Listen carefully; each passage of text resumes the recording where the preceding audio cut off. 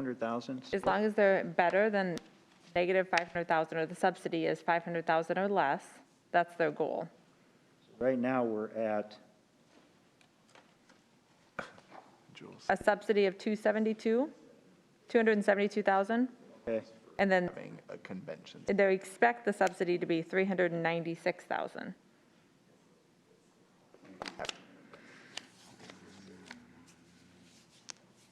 and those projections have gone up. Is it primarily because of COVID-19? Yes. What was the trend, or was that the first year? What was FY '20? Or did we have an FY '20? Yeah, I don't have my book open. Right here, the 311,000 was FY '20. Then we went to, we're trending down until, I was gonna say, it was COVID. before, yeah, it was before you were here, Matthew, but I mean, Jessica will remember when we were working with them, they were hoping to be in the black or do much better with everything that was on the books and how things were trending, right, Jess? I mean, that's what I recall. And so, I mean, things were very hopeful, but gosh, when your industry, your bread and butter is events and traveling, and just like with Tyson Event Center or with the convention center, I mean. Yeah, it's really based on how fast people are really ready to come back. I mean, you know as well as anybody, you know, some people are ready to come back and get life back to somewhat normal, and some people are still hesitant. And, you know, I think as much as we would like them to come back to a more rapid, really we're at their mercy. I mean, we still have businesses that don't allow us to even still call on them because of COVID restrictions, so. even on your part, you don't want it to be too rapid because that'll work against you or could work against you in the long. More issues if you move too rapidly. Yeah, and Kind of a balancing act, really. Exactly, yes. You know, and trying to get the Vaccination proper shots are sizes. they're helping immensely, aren't they? Yes, sir. And I think the recent activity at our expo center's going to help some short-term stays. It's going to bring some activity in. I believe it already has. Yeah, I think just last weekend, I mean, just from the businesses down on 4th Street that saw all the activity from all the stuff that was going on, I mean, I think that's just a sign of things to come, and just as fast as we can get them to come back safely is very important. Thanks for the memo. Thank you very much. Next item, operating page 172, report page 10, fire, report regarding the EMS subsidy. Thanks, Chief, for putting this together for me. If you wouldn't mind, you might want to take a break now, Mayor, but would you mind walking through these? Good morning. Good morning. Yeah, actually, and I want to thank Teresa for her work on this income statement. I know that the mayor had asked for a statement that showed basically what our subsidy, if you will, would look like moving forward. It's something that maybe cut through the GEMT prepayments and collections a little bit.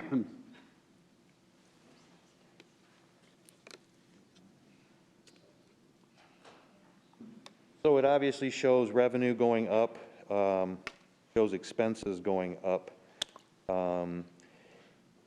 What I took from this was averaging out the subsidy, if you will.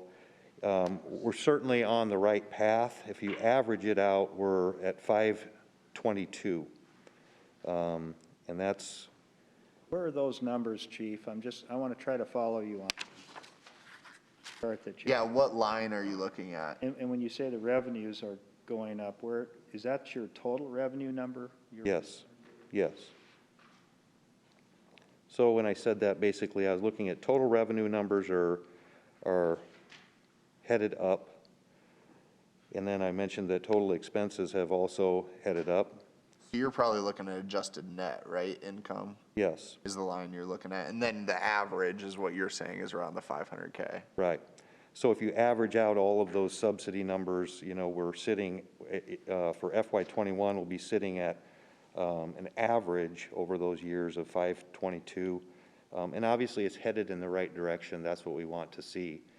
And that's considering that we've done some very good things for the division, that we've done with your cooperation, and we're thankful for it.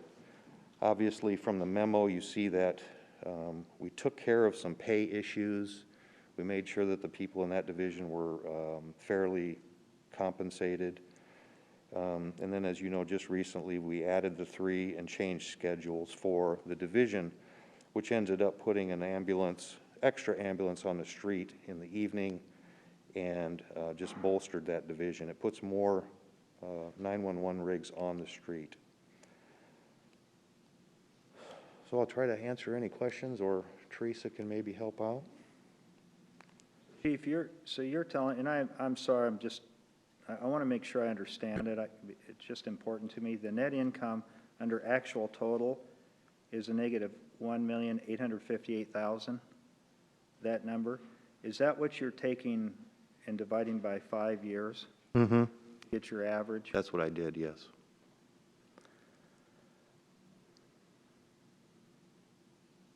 Four. 4 years. 4 years. 4 years, sorry, yeah.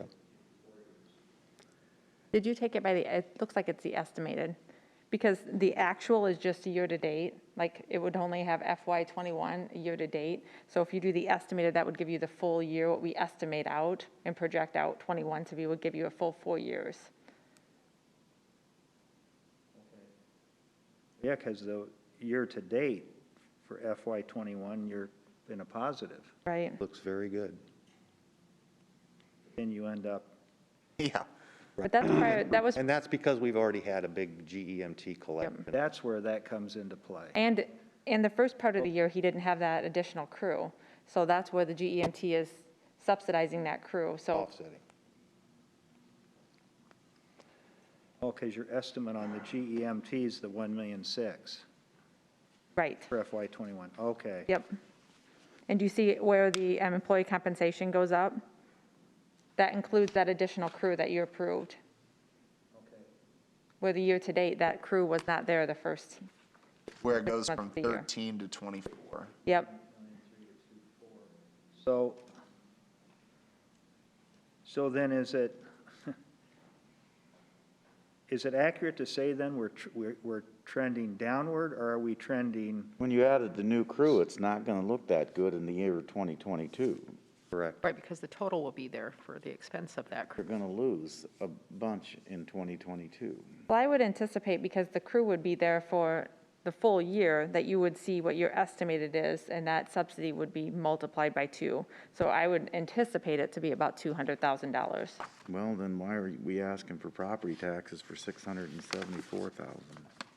Well, when you put it, the problem is. Well, that's what you lose. I understand that. You can tell me any way you want to, but that's what you're But the losing. revenue, that's where we had, this is where this is a true picture, because the revenue comes later. We prepay for GEMT. But you're going to get that revenue every year now. That argument doesn't hold water anymore. You've been in that GMT long enough that you're going to get that revenue every year now.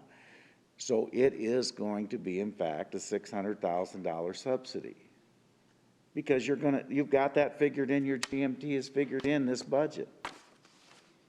No It way is. around it. It is figured in. Yep, it absolutely is. We can go back and relook at the number to make sure the GEMT estimate is accurate, because when we put this budget together, we didn't know what our cost report would be, so we did not know how much reimbursement we would get back. So we can certainly do that and go back and see if that number is still trued out. Mayor, so you're saying if we use the 200,000, not the 600,000, the taxes would decrease, but what happens if we do fall between that 200,000 and 600,000? Then The only difference is one way is cash basis and the other is accrual, basically. That's the Correct. only difference.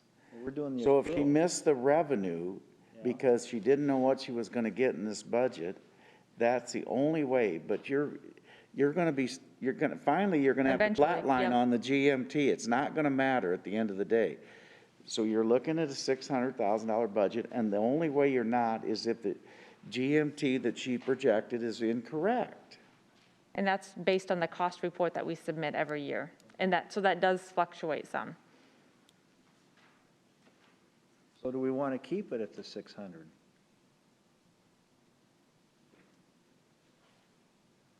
What do you mean? It is at the 600. Forget all that stuff. You're asking for $674,000 worth of property taxes this year.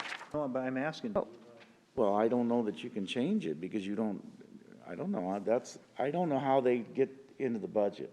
But I just know that you can say this, I mean, we try to argue this GMT is making us look better or worse, and maybe it is if you're doing it on an actual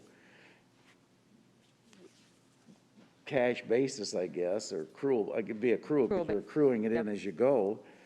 But at the end of the day, by adding that extra crew, and if you don't get the GMT that you're anticipating, you're gonna ask for more tax dollars. That's all I'm trying to tell you. That's what I've been trying to tell you all along in this process. It's programmed in as income. Because the GMT is in there now. We Right. can, you know, it may vary based upon I understand the cost deal you have to submit. Have a business that has to do that. I get that. But at the end of the day, we don't anticipate huge fluctuations in anything from Medicaid. It's what it is. I will say that based on what we know our cost report to be right now, that we did not know when we put the budget together, we can safely increase that reimbursement amount by $200,000. Okay, so then you're looking at a $400,000. Yep. One thing we Don't tell talked more of about, that now, because then he'll want a dang building inspector. Wait until we finalize the budget. Sorry about that. unfortunately, I don't think that way. But hey, Chief, the bottom line is we're providing a service to our citizens. Exactly. right, We're doing it the right way. right, Dan, if I can say, honestly, I wanted to shout out to this division because they became accredited this year. I'd like You a know, they drag had strip. the, Want to furnish that for me? The American Heart Association's Gold Plus Award, the only fire department in Iowa that level. You know, putting that extra rig on the street and changing their schedule. You guys provided at least one, most of the time, 2 extra rigs on the street. So our response times have dropped by almost 2 minutes, which is a big deal. So, yeah, I realize we obviously have to watch the money. That's a big deal. But we are providing a service that's not been provided. Well, and that's just it, Chief. I mean, Julie and I were just talking about this, that it's how you want to look at it, right? It's how you want to interpret what it is. Is it a subsidy or is it a cost? We want to keep our citizens safe. We want to be able to improve those response times. We want the people that are working for us to be happy, to be compensated, to not be overworked. And it has a cost. So, I mean, to the mayor's point, it's one of those things where you have to look, you know, if we outsource that, do we gain on that end, but we lose on others? Or, you know, with the service that you're providing, the awards that we're winning, the compensation that we think is justified for that type of position. I mean, you have to look at those costs. And I mean, I think for me, it's the unknown, you know, of if we put it out for bid, what it would be. But I think you are providing a heck of a service. You know, I think your crews do a great job, and I think this council has been behind that. We just want to make sure that, again, we are trying to be prudent with taxpayer dollars and watch that side of it as well, so. kudos. Absolutely. I'm with you, and I appreciate the support you guys have given this division. It's made it possible for us to get where we are, so. The bottom line, that's the bottom line for me. So do we need a motion then to change that to the 400,000? We can do it in a technical change. So we'll add it to the technical change. Add it to the technical? Yep. Okay, thank you. And Chief, just because I have you here and I'm thinking Yes, sir. about it right now, you're still planning on doing that review of the changes for times and shifts and when people are working different times? Right. Because we're going to come into that with utilities or whoever, I forget. Dan. We're talking about that later.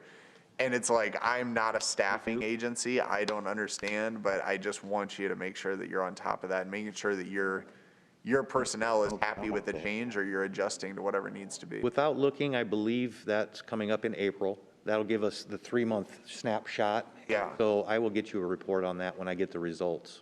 Yeah. At the end of the day, I trust you. I'm just saying I want to make sure that you're asking for feedback because I think that's important. Sure, and we don't know because they don't know. You know, we change schedules. Hopefully they're happy with it. Hopefully it's working out. I think they are, but the survey will tell us. Yeah. Sounds good. So we do need a motion now, Yep. not technical changes? Right, and you want to increase $200,000 to the reimbursement, correct? revenue. That would reduce the property taxes. Get to the 400? It would get to 474, 401. Yes. Okay, That'd be my motion. that would be your motion? Okay. And can I just have clarification of what this is and why we're able to do that? And is this just, Thanks, Tom. explain it to me, please. Yep. So prior to us putting the budget together, we had not submitted our cost report. So now that we have submitted the cost report and have gotten the dollar amount per Medicaid patient back of reimbursement, we've determined that we actually get more than we anticipated we would have.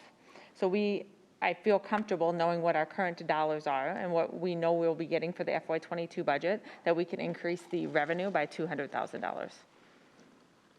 And that will change, just like the mayor said, every year based on the cost report that we submit.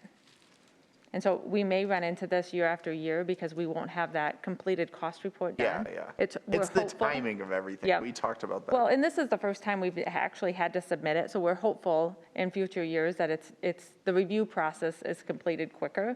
Now, our report was done, and they didn't touch the report or look at the report for a period of time with COVID and because it's a due process. So hopefully, we don't run into that, but it's possible we could in future years. One thing I felt you guys were clear about when we added the staffing and we changed the schedules was that should something change with GEMT, we need to review what we're doing in terms of possibly pulling back staffing and changing schedules. So, Those levels would go down. yeah, I don't think we're going to, if GEMT changes, I'm comfortable that we can adjust. Well, I would be fine seconding that motion. I mean, if that's what the adjustment that you think can be made, should be made to the budget to be more accurate and reflective, I think the more challenging part then is what you want to do with that money, but. God forbid we cut taxes. Exactly. I mean, I have a these motion are and a all my second. questions too. It's like we're Thank you being for put the on the second. spot with that, but I second, yeah. Thank you. Waters? Aye. Greckin? Aye. Moore? Aye. Shaner? Aye. Scott? No, I want the fire department to have all the money they need. I don't want them coming back telling me they're short, so. They're not Chief. going to be. Nope, they're not going to be. In your report, Yes, sir. January 2021, I got to just compliment you and tell you how much I love the Progress in a Time of Change team, where you talk about new members, new team members, retirements and promotions, and equally important, where you still recognize and pay tribute to the lost firefighters Absolutely. over those years. That's a very important page of I the, didn't bring my mug. Thank you. thank you. Thank you, council. Thank you. Thanks, Tom. Next item, operating page 301, report page 12, Public Works, report regarding the crack sealing process. Dave Carney, Public Works Director. Yeah, this has worked out really well for us so far. Just been 6 months, but, and so I don't know if there's any questions. I mean, knowing that. I think that's awesome.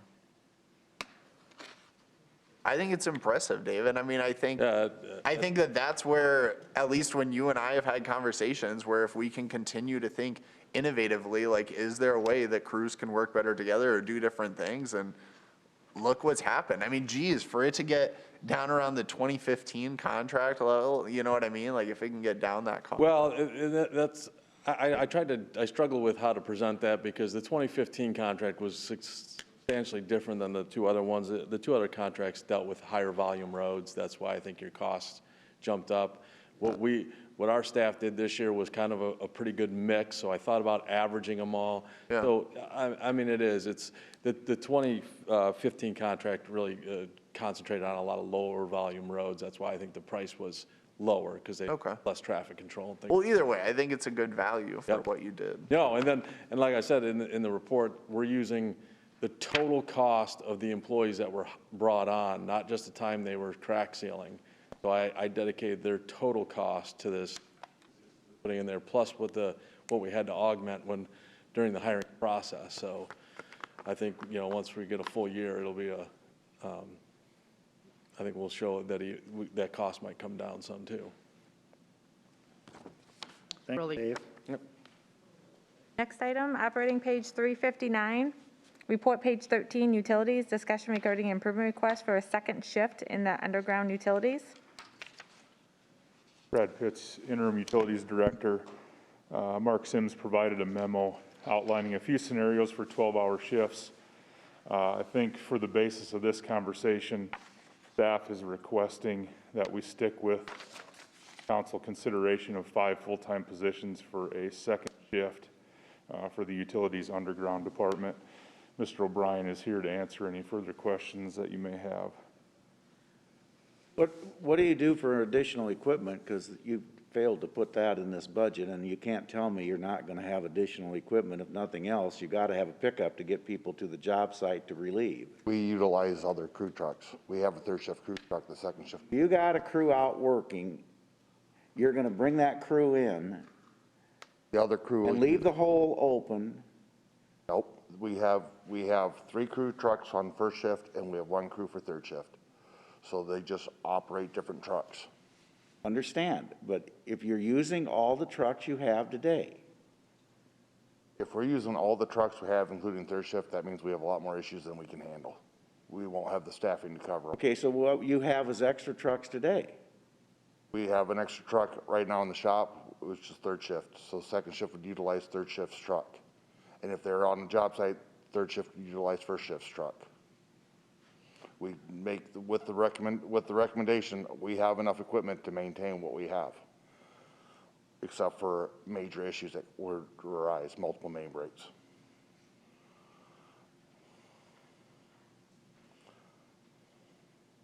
I appreciated, John, a comparison of the 2 scenarios. And if I'm reading this right, so you're telling us that the second scenario, the 24 hours a day, 5 days a week, that would, generally speaking, would be. Doing 12-hour shifts, no matter how you break it up, it's gonna raise the cost if you do it that way. The best option would be second shift, to be able to cover man coverage, to be able to cover around-the-clock coverage. 66% of our overtime comes during the weekday.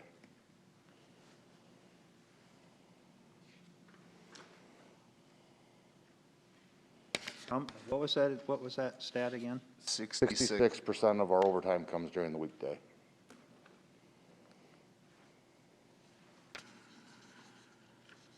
Table 1.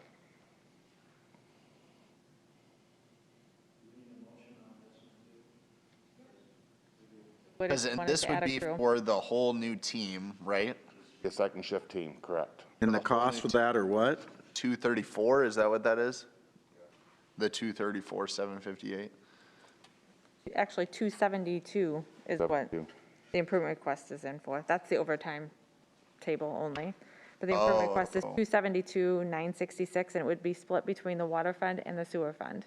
So it's 272, so it's really, the whole crew's gotta be costing you like 400 because you're, Cutting some overtime. so if they don't reduce overtime by 155, Not applying it. it's gonna not be that good.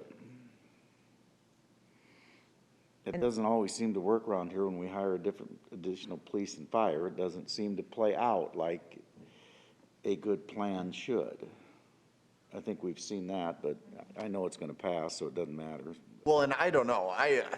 The one thing I would say too is I agree that sometimes the numbers don't bear out as far as overtime and everything like that. One of the things that I've been worried about in our teams meeting, and I think Pete can attest to this as well, is I do worry about our crews and just the amount that they're out, the hours, the pushing them, the calling them back in when they're not. I mean, it's one thing to try to just decrease the overtime, but it's another thing when you're burning out your personnel and they're not able to even perform at adequate levels. It's a big safety issue, and I know this would go a long way within my shop to see that we're moving in the right direction. A lot of my breaks during the week are one break at the end of the day that comes in at 2:30. Well, that automatically puts me in overtime no matter what I do. They're It's used nice to be to, able to have a shift to be able to carry on the work without having to be overtime or having my guys stay over. Are you getting a lot of feedback I from wish would groups happen. that say, listen, do you? I pulled them a lot. I've been putting in a request for more manpower since the day I got here, and to me, this is the best option because my guys won't have to do standby Monday through Friday. So How it gives them more of confident a do you break. feel about taking that overtime and applying it towards the regular salary? Do you feel like that's going to wash out pretty close?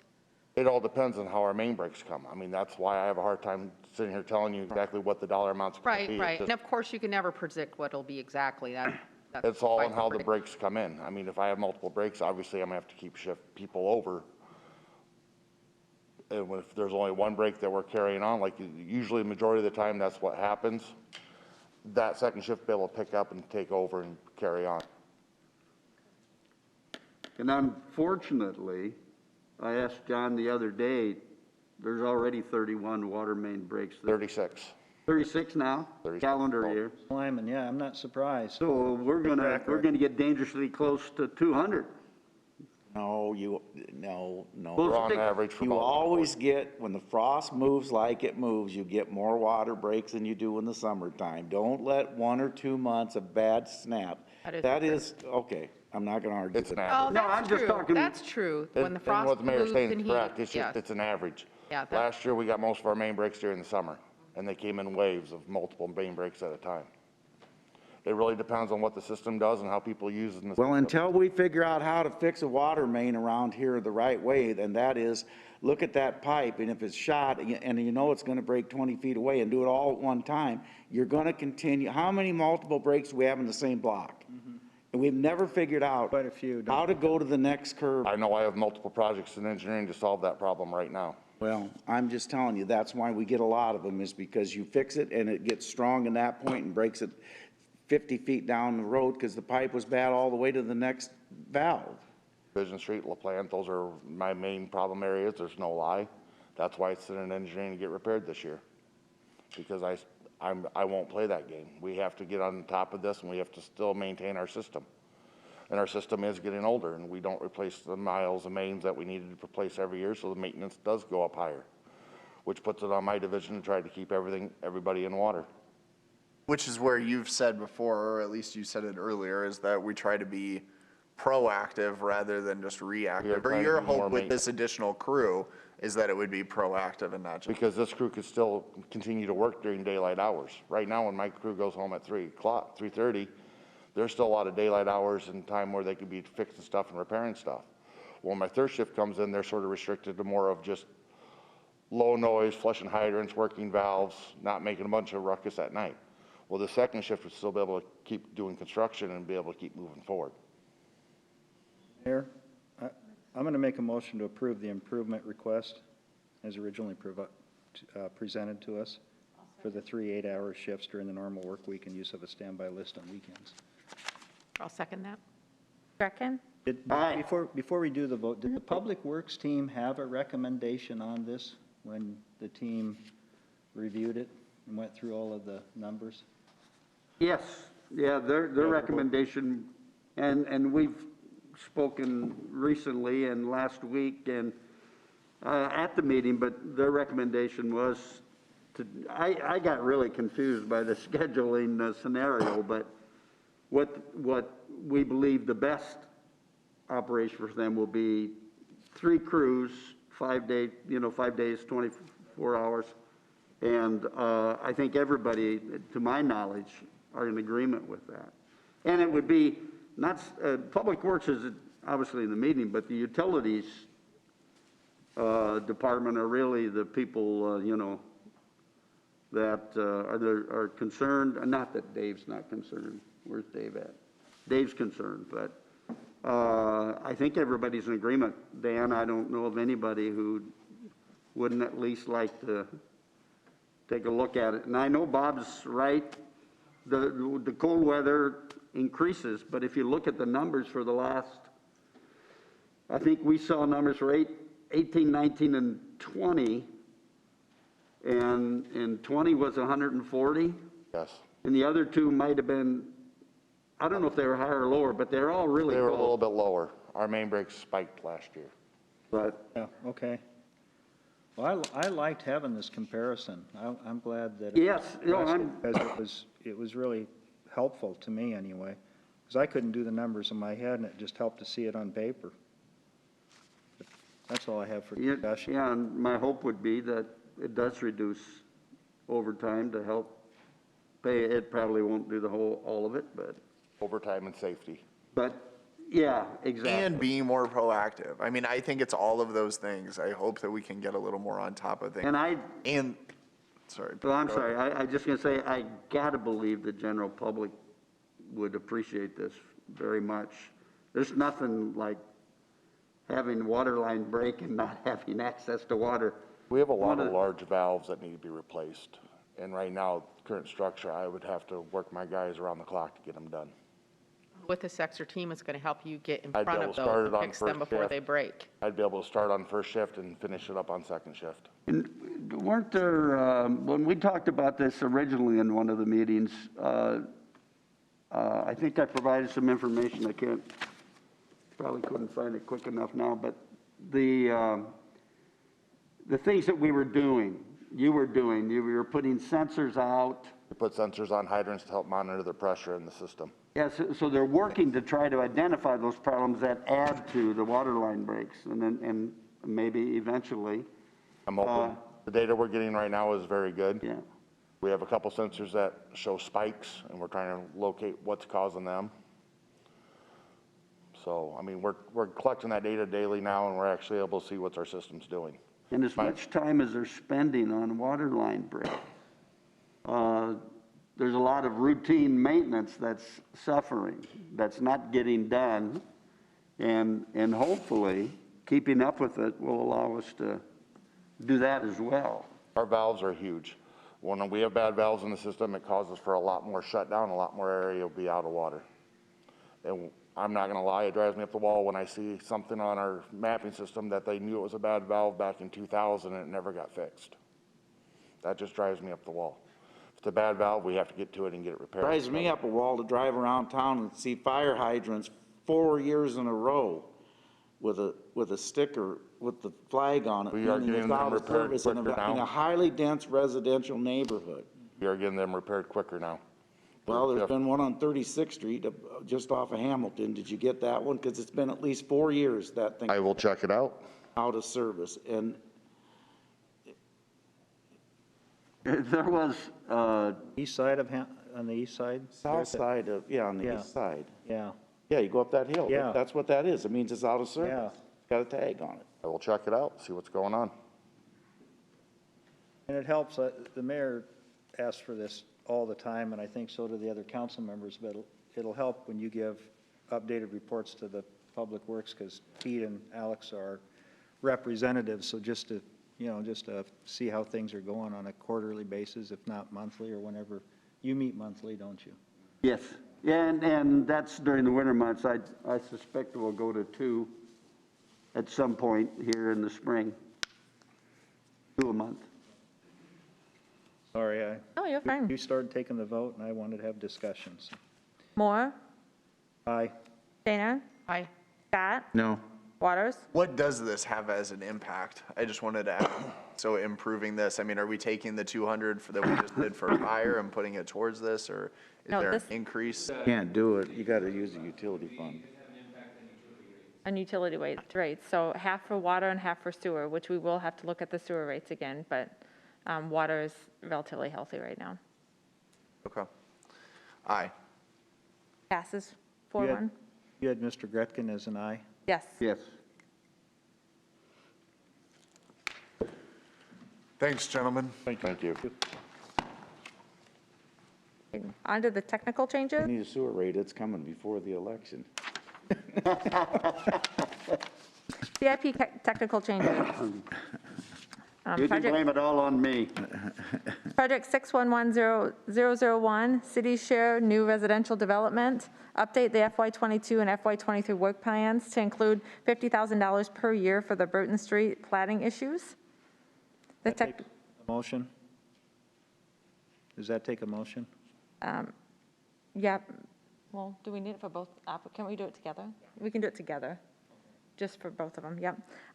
Technical change for operating.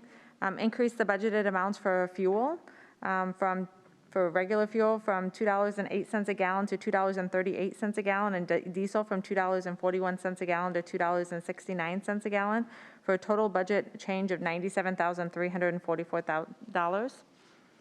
Next item, Hope you're happy, Alex. Yeah, I was gonna say something too. Yeah. My fine. so next we'd have to have a motion to direct the staff I'll to, make that motion. I tell you what, I don't know how much we got for tanks. When gas was the 138 or low or whatever it was, 150, I would pray we filled everything, but I know we burned through it pretty quickly. Do I have a What were you motion? asking for? I'll need a second. On 13, I made a motion Okay. directing staff to incorporate all the, Moore, aye. Shaner, Aye. Scott, All right? Waters, Aye. Greckin. Aye.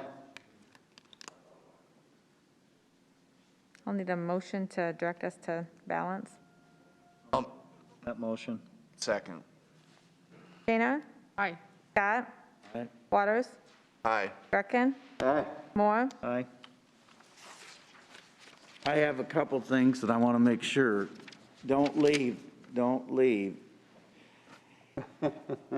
Long enough. You guys didn't bring it here today, and I've asked for it. We've got people up on 48th, up above Leeds, that have 23 pounds of pressure. You couldn't fight a fire in that neighborhood if you have to. And our staff's recommendation is everybody spend 12 or 1,400 bucks a piece on their own houses to solve that problem. That's not the way a utility ought to do business, folks. You know, the people out in Whispering Creek that had those sewer deals that you guys made them put in, what do you call them? Where they put their own lift basically, and we took care of that situation.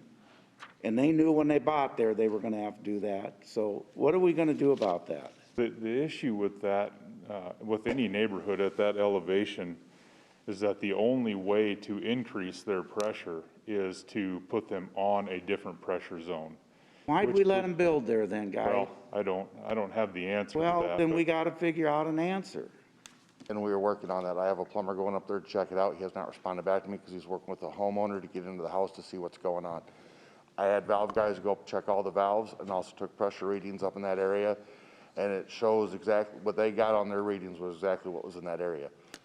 I know the fire flow shows lower than that, and we were trying to figure out why that was at that point in time. What are we talking about, Mayor? Where are you at? 48. Up in Leeds, we let these people build up on this hill years ago. Now they've got less water pressure today than they've ever had. Right? So if you're telling me it wouldn't make any difference, but yet we're telling people to put a pump. That's what we're telling them. So Yeah, if it doesn't help, why are we telling people to put a If pump? they choose to build at those elevations, then yes, the recommendation is that they put a pump in, and it's their responsibility to do so. It's To guarantee them consistent pressure. to guarantee them consistent pressure, yes. Okay. But they don't have to. They don't have to, but they wouldn't have any pressure. They don't have to install the pump if they choose not to, but they certainly wouldn't have any pressure in their home. Be a safety concern, right? You know, there are areas that have low pressure in the main, which is what the mayor is referring Right. to, you know, where fire flow is a concern. Those areas do exist in town. Martin's Yard was one of them. We were able to connect that area in when we did the Western Hills Water Main project. The concern about doing that all over is that, you know, we shrink the Grandview pressure zone, and it's not an easy solution to connect, say, Indian Hills to that area to boost pressure. So just off the cuff. Why is that? You did it at my house. I'm on that. I used to be on Grandview, and I'm on Indian Hills now. Yeah, I'm not privy to the development in the main structure in that exact area, but. Well, you're not very far away is my point, because Right. I'm on that. I used to not be on it. I had to pay to put a pressure reducer in because it would have blown my pipes out. You have so much pressure on that line. What's a reasonable period of time, Brad, that you can sort that out and let us know what we could do to get the What we could do? pressure there to hook? Yeah, I think really it's just looking at, as I said, the main structure in that area, seeing where we can connect and not connect into Indian Hills pressure to boost that pressure in that area. At some point in time, if we continue to do that, which is a viable option, you know, you're gonna make the pressure zone larger than what the storage tank can handle. but we're not at that point yet. I don't believe we're at that point yet. Could you look at that, though? Sure. What would that take you, a couple of weeks to? Yeah, maybe at the most. Sure. Okay, we will try to achieve that. I didn't know it was an issue. What? I haven't heard Well, I'll about give you it. all the calls I'm getting then, because I'm getting them all. No, and that's fine, I believe you, I just had. It just, you know, and our solution is that everybody go spend $1,200-1,400 a piece, but that doesn't solve the fire flow in that neighborhood. And you're not talking just the 4 or 5 on the hill for fire flow. You're talking all the way up that terrace. You don't have fire. There's a lot of homes affected by not having fire protection. You know, that's a valid point, and I think, you know, if we seriously want to look at that, then we need to look at future developments that want That's to what I was build at just that gonna say. location, those Yeah. elevations, because if we We don't already want to have, allow them. we've told people they're on their own, but we let these people build. Jeff, it was your dad's problem, to get a hold of him to tell him he shouldn't have let him build up there, so. You wouldn't do it, I know, but your dad did, so. It was that planning and zoning It was commission? the planning and zoning Yeah, people the back in commission the that you 80s and appointed 90s. to that commission back then. I think it was the council that, you know, that gave up the $10 million for the downtown area. I thought Marty left. Yeah. To that point, though, Jeff Hansen, I mean, over the years, historically, we've wanted housing units to be built, and I think sometimes we didn't get into that kind of detail. Maybe we should, or maybe the developer should.